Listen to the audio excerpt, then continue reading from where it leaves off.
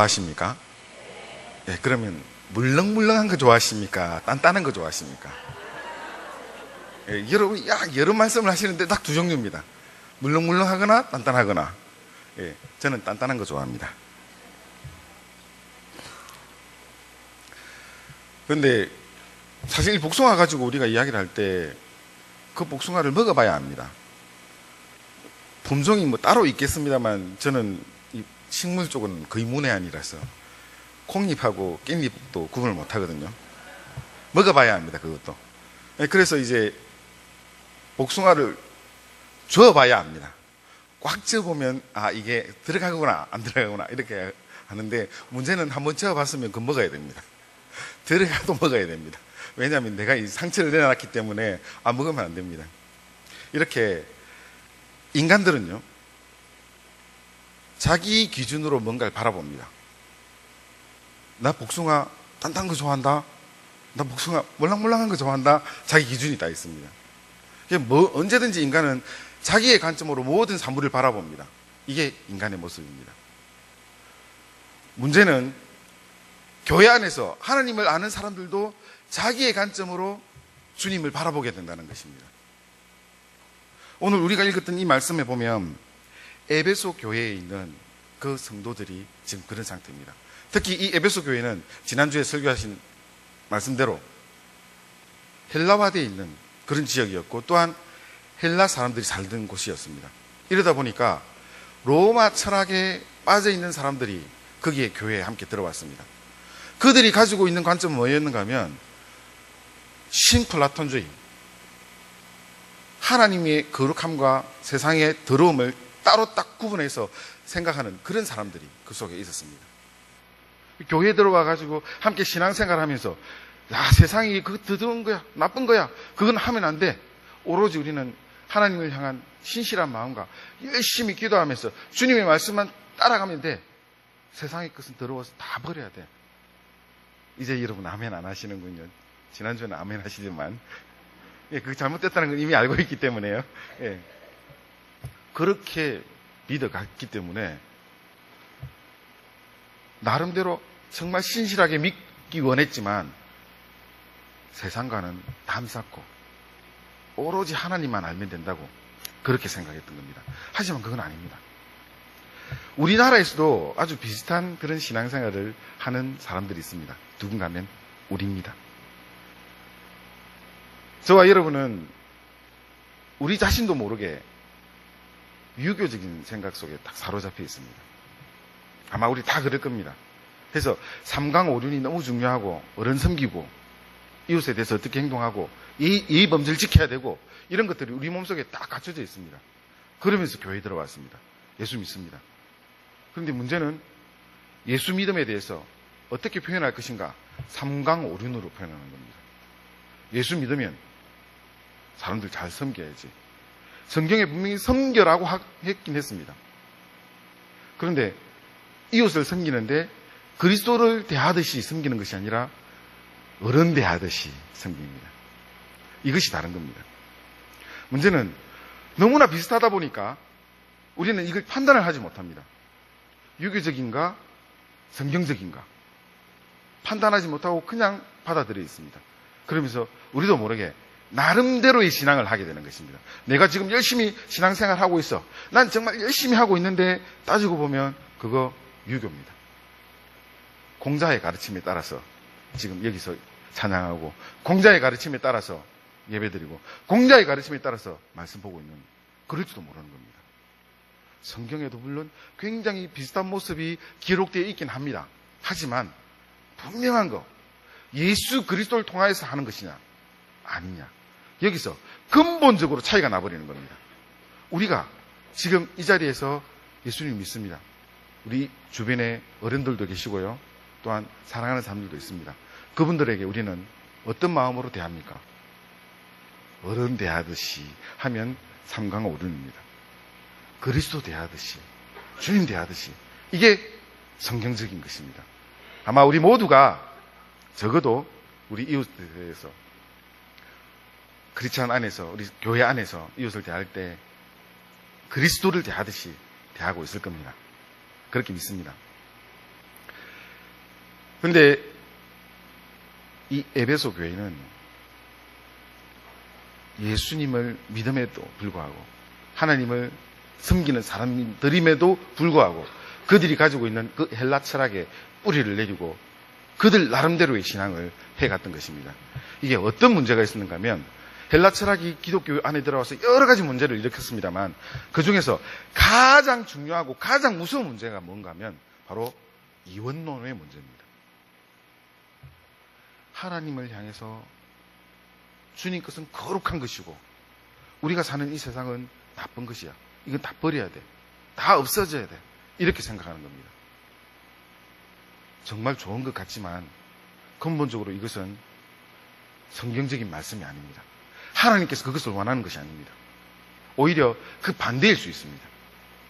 그럼에도 불구하고 이 유대인들이 하나님 말씀을 엉뚱하게 해석했던 것처럼 율법주의적으로 해석했던 것처럼 헬라 사람들도 그들 나름대로 이원론으로 해석하면서 성경과는 전혀 무관한 모습으로 이렇게 극단적인 모습을 보였습니다.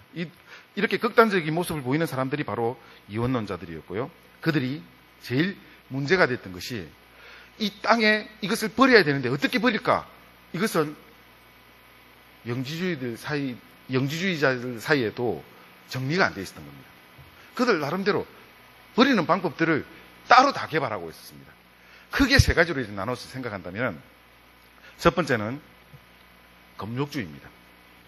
육체적인 것은 나쁜 것이니까 다 참아야 된다. 해서요. 밥도 잘 안 먹고요.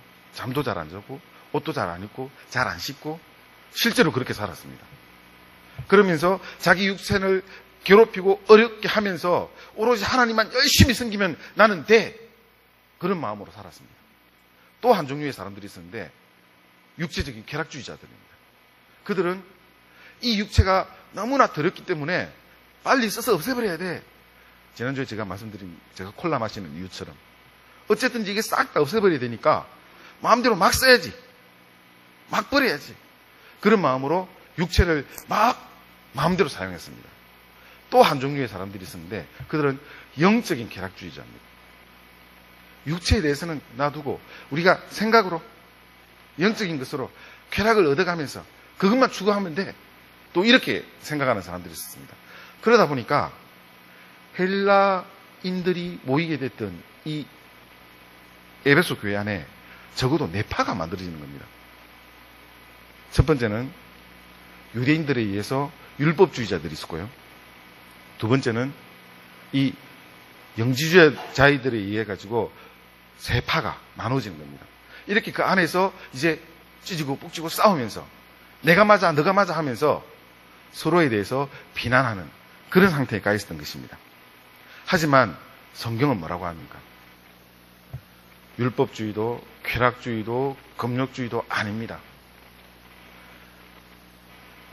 성경은 전혀 다르게 이 말씀을 하시는 겁니다. 우리가 성경 말씀 한번 보겠습니다. 8절에서 10절 말씀 우리가 다 함께 같이 보겠습니다. 자, 시작. 이는 그가 모든 지혜와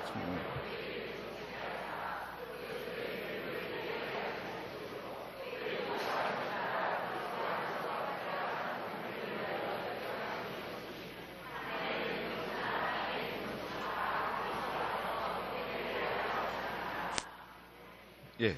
10절 말씀에 한번 보십시오. 하늘에 있는 것이나 땅에 있는 것이 다 그리스도 안에서 통일되게 하려 하십니다. 성경은 이렇게 이야기합니다. 하늘에 있는 것, 땅에 있는 것, 이거 다 통일시킨다. 하나다. 이렇게 말씀하시는 겁니다. 해서 헬라인들이 알고 있었던 영지주의적 관점에 거룩한 것과 속된 것으로 나누어서 하나님 앞에 나아갈 수 있다고 생각하는 것, 이것 아니라는 겁니다. 오히려 이것 하나로 통일되고 하나로 하나님 앞에 나아간다는 것입니다. 이것이 다릅니다. 이 말씀을 바울이 에베소 교회를 향해서 했을 때 그때는 마치 에베소 교회를 향해서 폭탄을 던지는 그런 충격적인 이야기가 됩니다. 왜냐하면 그들은 지금까지 육체에 대해서 늘 버려야 되고 나쁜 것이고 필요 없는 것이라고 생각했는데 그게 아니다. 이 땅에 있는 것도 하늘에 있는 것도 예수 그리스도 안에서 다 통일될 것이다. 이렇게 이야기하기 때문에 땅에 있는 거 우리가 이 쓰고 있는 이것마저도 중요하다는 것입니다. 성도 여러분, 이 세상 만물을 누가 창조했습니까? 하나님께서 이 땅을 창조하실 때 마지막에 땅을 창조하시고 뭐라고 하셨을까요? 보기에 좋았더라. 헬라 사람들이 이 땅을 향해서 이건 더러운 것이고 버려야 될 것이라고 이야기하는 바로 거기가 주님께서 보시기에 좋았더라라는 말씀하신 바로 그곳입니다. 이 온 우주 만물이 하나님께서 정말 기쁜 마음으로 창조하신 하나님의 아름다운 창조물입니다. 그 가운데 우리가 함께 살아가고 있는 것입니다. 그 속에 내가 있습니다. 나의 영혼뿐만 아니라 나의 육체도 있는 것입니다. 하나님께서 나를 너무나 아름답고 귀하게 창조해 주셨습니다. 나는 그런 존재입니다. 여러분은 그런 존재입니다. 해서 우리는 그리스도 안에서 통일되는 것입니다. 헬라 사람들이 이 이야기를 들었을 때 정말 충격적으로 들었지만 그래도 그들은 거부할 수 없는 바울의 논리를 받아들일 수밖에 없었습니다. 왜냐하면 그들이 늘 쓰는, 이 영지주의자들이 늘 쓰는 세 가지 단어를 사용해서 그들에게 그리스도 안에서 통일된다는 이야기를 했습니다. 첫 번째는 지혜입니다. 이 지혜는 소피아라는 말인데, 혹시 이 어린아이가 집에 있는 분들은 소피아 공주 아시죠? 예, 감사합니다. 소피아 공주 만화 영화가 있는데요. 그 소피아가 바로 이 헬라어로 지혜라는 말입니다. 그런데 저도 지혜가 있습니다. 우리 집에 큰딸이 지혜입니다. 예. 지혜가 그런 말입니다. 뛰어난 머리, 생각할 수 있는 그런 의미를 가지고 있습니다. 그리고 두 번째, 총명이라는 단어가 또 옆에 있습니다. 그런데 이 총명이라는 단어는 그냥 우리가 봤을 때 대강 의미는 알 수 있겠습니다만 정확한 의미가 뭘까? 제가 헬라어를 그대로 한번 번역해 봤습니다. 헬라어로는 파로네시라는 말인데, 이 말은 우리나라 말로 그냥 그대로 번역을 했을 때 이해라는 말입니다. 그래서 지혜와 이해가 있는 것입니다. 즉 모든 것을, 지혜라는 것은 머릿속에 갑자기 떠오르는, 반짝이는 그런 의미가 될 수 있거든요. 그것을 통해서 알게 되고, 그래서 내가 이 내용을 이해된다, 이런 말입니다. 그 다음에 영지주의자들에게서 또 아주 중요한 단어는 비밀이라는 말입니다. 그들만 가지고 있는 특별한 지혜, 지식, 이런 것을 이야기합니다.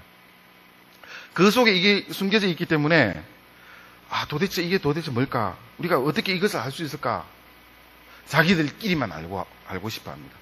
그래서 절대 오픈하지 않고, 그때 당시에 영지주의자들은 자기들만 알고 있는 지식으로 이렇게 똘똘 뭉쳐 있었습니다. 그래서 오픈하지 않았습니다. 오로지 자기들만 아는 것으로 만족했습니다. 그러다 보니까 비밀이라는 것은 이 영지주의자들에게서는 굉장히 중요한 의미를 가지고 있습니다. 우리들끼리 알고 있어. 나만 알고 있어. 그런데 그게 바로 이 영적 지식이야. 영적 지혜야. 이렇게 이야기하는 겁니다. 그런데 바울이 그들이 이야기하는 똑같은 패턴으로 지금 이야기하고 있습니다.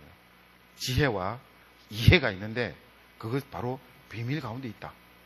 아마 이 말을 딱 들으면서 자기들이 알고 있었던 그 말의 메커니즘 속으로 쏙 들어갔을 겁니다. 그래, 그거지. 우리 알고 있었던 그거지. 그런데 바울은 그때부터 전혀 다른 모습으로 이 말을 사용하기 시작합니다. 영지주의자들이 사용하고 있었던 이 말의 방법은 그들 나름대로 영적 지혜를 얻는 것을 통하여서 그들이 찾아서, 그들이 켜내가지고 알게 된 그 지식을 통하여서 그들은 구원 얻는다고 생각하는 것입니다. 그들이 말한 그 구원으로 이루어질 수 있기 때문에, 그곳으로 향해 갈 수 있기 때문에 그들은 영적 지혜를 찾아가려고 노력하는 사람들입니다. 그런데 오늘 우리가 읽었던 이 말씀에 보면 바울은 그렇게 이야기하지 않았습니다. 9절 말씀 우리가 다시 한번 볼까요? 9절 말씀입니다. 자, 시작. 그 뜻의 비밀을 우리에게 알리신 것이요.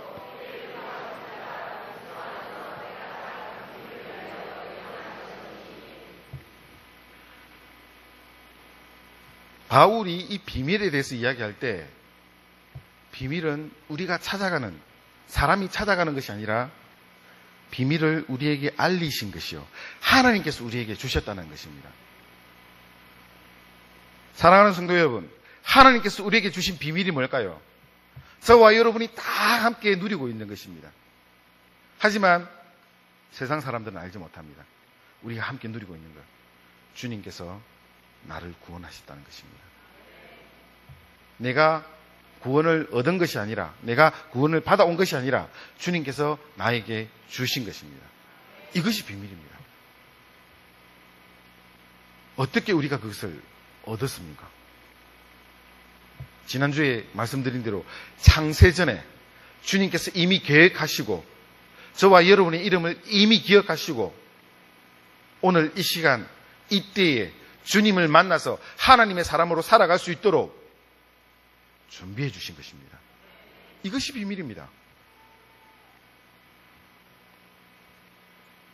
제가 여러분에게 다시 한번 질문하겠습니다. 여러분 예수님 믿습니까? 그러면 한번 따져보겠습니다. 2000년 전에 여기서 엄청나게 멀리 떨어져 있는 팔레스타인에서 30대 한 젊은이가 십자가에 못 박혀 죽었습니다. 여러분이 예수 믿는 것은 그 사실을 믿는 것입니다. 그게 여러분과 무슨 관계가 있습니까? 이 관계가 있다는 것이 우리의 믿음입니다. 무슨 관계가 있습니까, 그게? 2000년 전에 팔레스타인에서 한 젊은이가 죽었는데 지금 그 젊은이의 죽음으로 인해서 전 세계 곳곳에 교회가 세워져 있습니다. 우리가 지금 이 시간에 이 자리에 앉아서 함께 예배드리고 있습니다. 왜 이럴까요? 만약에 우리가 구원을 얻고자 한다면은 참 다양한 방법으로 그 십자가와 연관을 시켜야 될 것입니다. 십자가에 가기 위해서 내 자신을 고통으로 빠뜨려야 될 것이고, 십자가에 가기 위해서 내 재산을 다 헌납해야 될 것이고, 십자가에 가기 위해서 나의 모든 고통을 감내하면서 나아가야 될 것입니다. 그런데 여러분, 어떻게 예수 믿었습니까? 그냥입니다. 여러분이 그냥 믿었습니다. 저하고 똑 닮은 아들이 하나 있습니다. 지금 5살짜리인데요.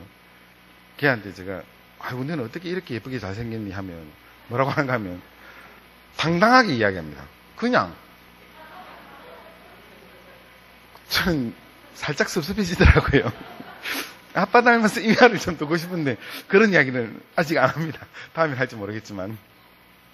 그런데요, 우리가 예수 믿음이 그냥입니다.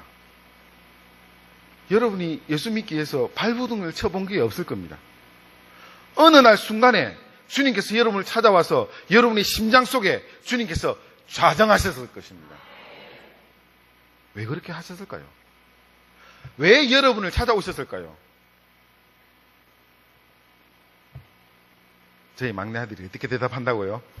그냥 주님께서 그냥 선택하신 겁니다. 내가 어떻게 하고 나의 어떤 모습을 통하여서 변화된 나의 모습을 통하여서 하나님께 나아가서 주께서 나에게 주시는 그 은혜로 내가 변화되었습니다. 아닙니다. 그거 아니라는 겁니다. 하나님께서 우리를 선택하실 때 우리는 죄인이었습니다. 죄인을 찾아오신 것입니다. 내가 죄인이 아니고 거룩한 모습으로 완전하게 주님 앞에 나아갔던 것이 아니라 도저히 주님 앞에 나아갈 수 없는 그런 비참한 모습 속에서 나를 찾아오신 것입니다. 그래서 우리가 그 어떤 것으로 주님 앞에 나 주님 이렇게 나왔습니다. 내가 주님 앞에 이렇습니다. 라고 단 한마디도 할 것이 없는 것입니다. 그저 주님의 은혜입니다. 이런 생각이 마음속에 있다가 찬양대가 그러니까 저는 못 참았던 겁니다. 그저 주님의 은혜로 우리가 지금 이 자리에 있는 것입니다. 그저 주님의 은혜로 예수쟁이가 되어 있는 것입니다. 그거 이상 우리는 아무것도 자랑할 것이 없습니다. 이것이 주님께서 우리에게 알려주신 비밀입니다. 세상에 정말 많은 사람들이 있지 않습니까? 그들 중에서 이 비밀을 억지로 알고 싶다 해도 알 수가 없습니다. 성경 말씀을 열심히 읽으면 알 수 있을까요? 기도 열심히 하면 알 수 있을까요? 열심히 교회 나와서 봉사하면 알 수 있을까요? 제가 설교하면서 가끔 예를 들은 한 가지 한 권사님이 계신데요. 죄송합니다. 그 권사님께. 제가 대구에서 사역을 하고 있을 때 칠곡에서 어떤 한 권사님께서 돌아가시게 돼가지고 목사님이 그 교회 목사님이 찾아가서 권사님 지금 임종하셔서 소찬하셔도 천국 가서 하나님 만나 뵈실 수 있겠죠? 이렇게 물어봤을 때 그 할머니가 목숨이 끊어지는 그 순간에 죽어봐야 알지. 이거 지금 농담한 게 아니고요. 실화입니다. 제가 대구에서 사역할 때 그 이야기를 직접 들었습니다.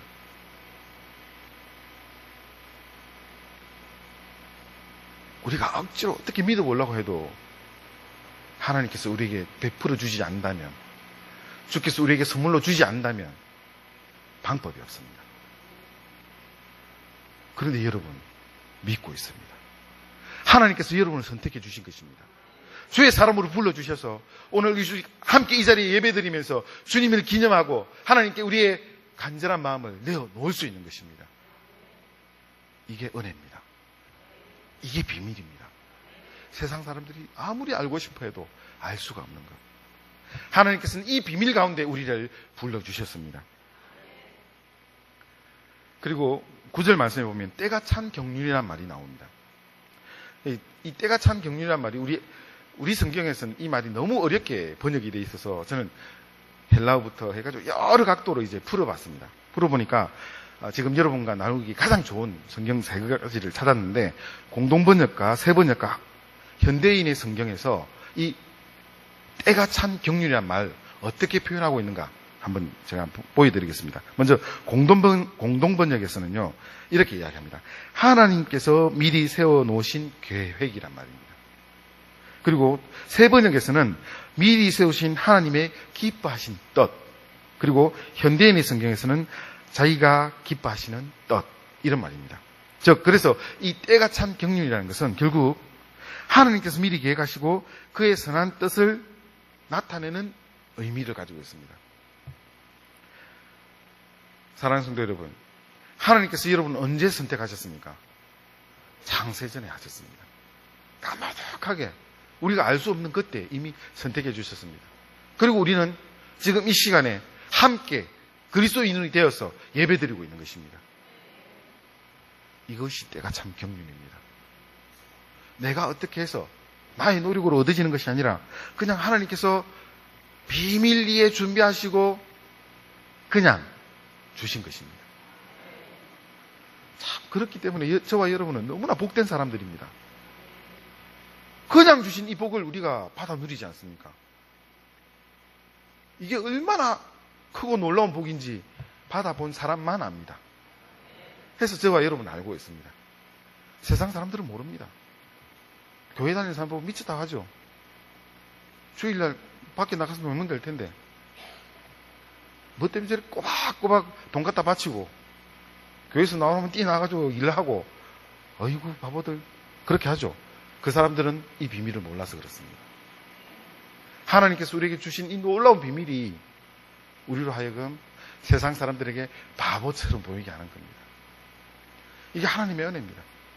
우리와 근본적으로 달리 살아갈 수 있도록 하나님께서 우리를 이렇게 친백성 삼아 주신 것입니다. 주님의 그 품에 안아 주신 것입니다. 이것이 비밀입니다. 저와 여러분이 그 비밀 가운데 살아가고 있습니다. 그렇다면 그리스도 안에서 통일된다는 의미가 무엇이겠습니까?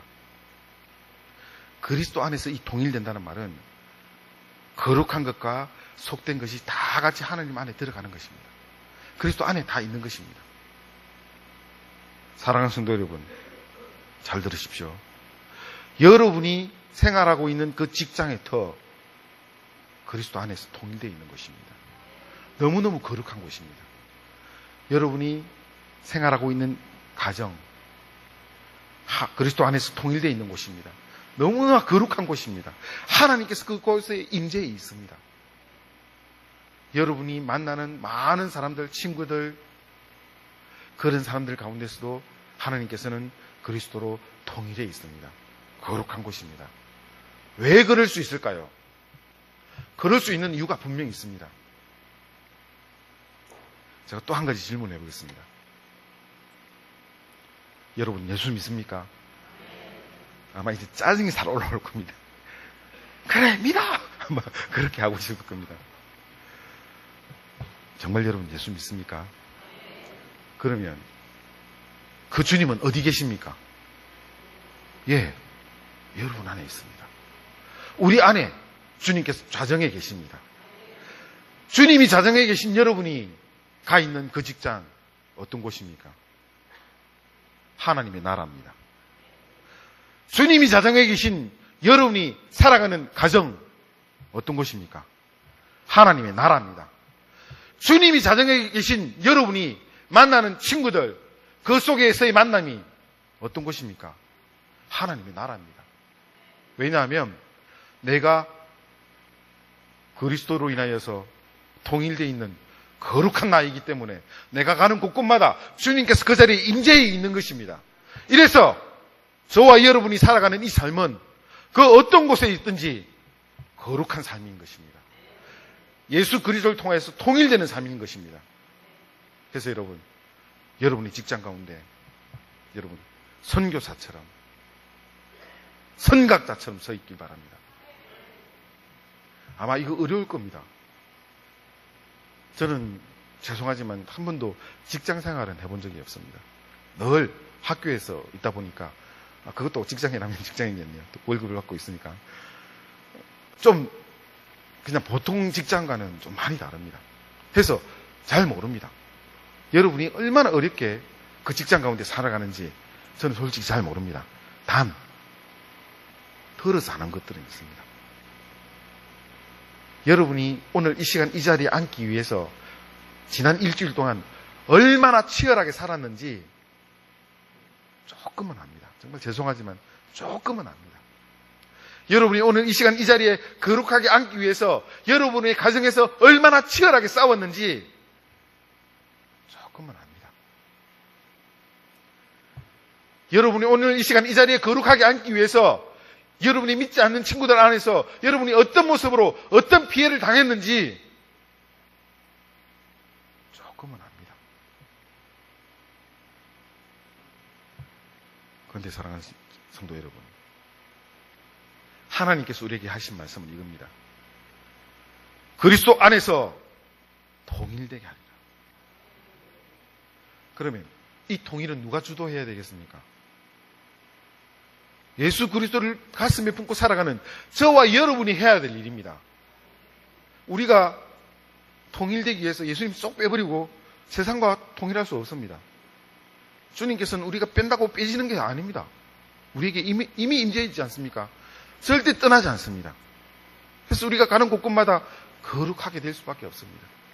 여러분이 그리스도인으로서 드러나기만 한다면 그 자리는 그리스도의 빛으로 충만해질 것입니다. 그렇게 살아가는 것입니다. 하나님께서 우리를 그렇게 불러주셨습니다.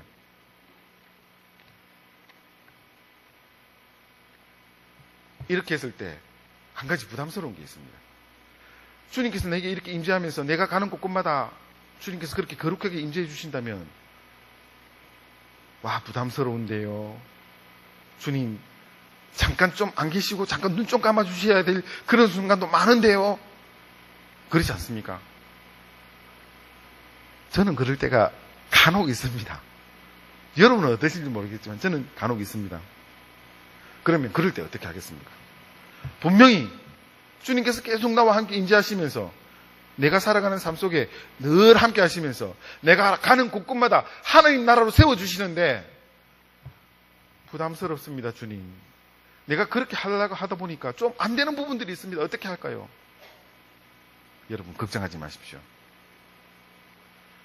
그것을 위해서 주님께서 십자가를 지셨습니다. 그것 때문에 주님께서 보혈의 피를 흘려주신 것입니다.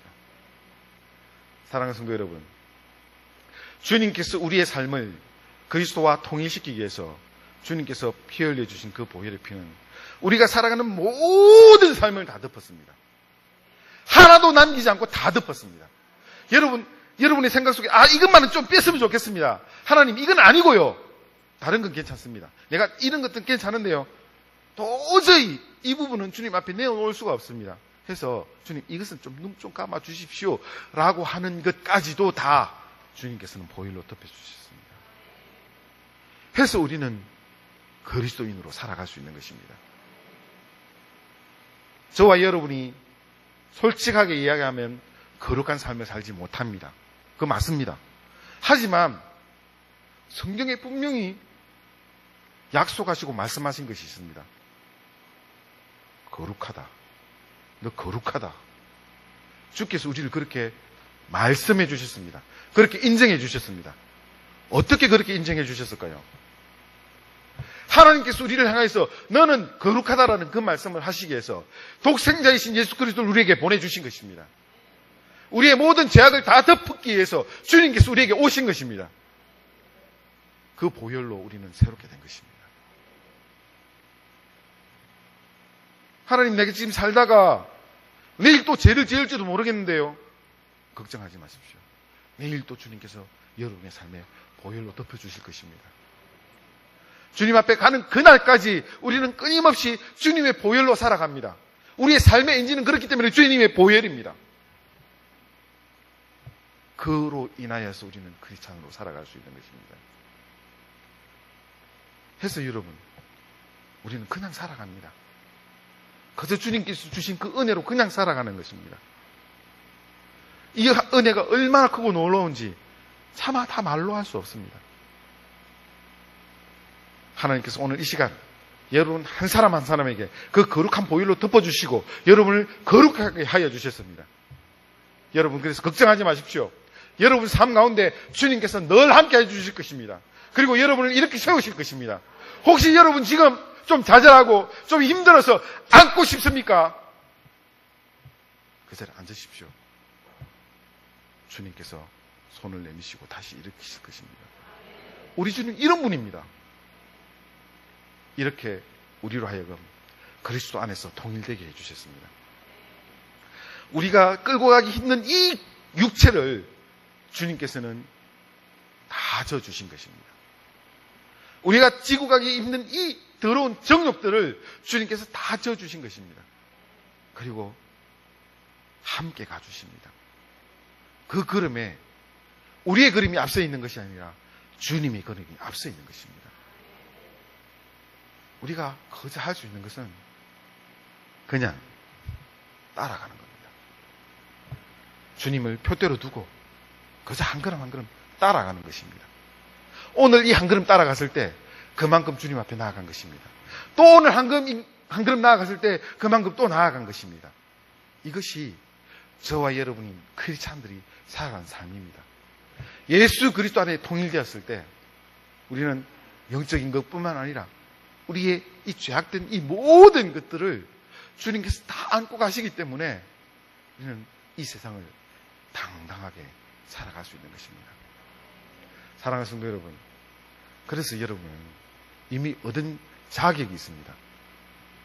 하나님 나라의 자녀입니다. 누구도 여러분을 무시할 수 없는 하나님 나라의 자녀입니다. 여러분의 아버지는 하나님이십니다. 그 하나님 앞에 우리는 살아가는 것입니다. 주께서 우리에게 이런 축복을 주시고 우리를 새롭게 하실 때 그 주님 안에 우리가 하나로 통일되어야 될 것입니다. 사랑하는 성도 여러분, 바로 여러분의 옆에 앉아있는 바로 그분들이 그리스도와 통일되는 하나님께서 우리에게 엮어주신 하나님의 사람들입니다. 그리고 더 나아가서는 우리가 이 세상을 향해 갔을 때 그곳에 믿지 않는 사람들에게서 우리가 그리스도로 드러나면서 또한 그들을 그리스도 안에서 통일시키는 그런 능력을 발휘할 것입니다. 여러분, 꼭 하기 바랍니다. 핍박 가운데서도 여러분을 괴롭히는 그 순간에서도 나는 예수 믿는 사람이라는 사실을 당당히 드러내고 그 안에 빛으로 소금으로 드러나길 바랍니다. 이것이 오늘 우리가 읽었던 이 말씀에 그리스도 안에서 통일되는 모습입니다. 우리가 주도합시다. 끌려가는 것이 아니라 내가 주도해야 되는 것입니다. 그리스도인으로서 하나님의 사람으로서 사람들 앞에 당당하게 드러나서 그들의 그 핍박 가운데 주님의 이름으로 활짝 피어날 수 있는 하나님의 거룩한 사람들 되기를 주의 이름으로 축원합니다.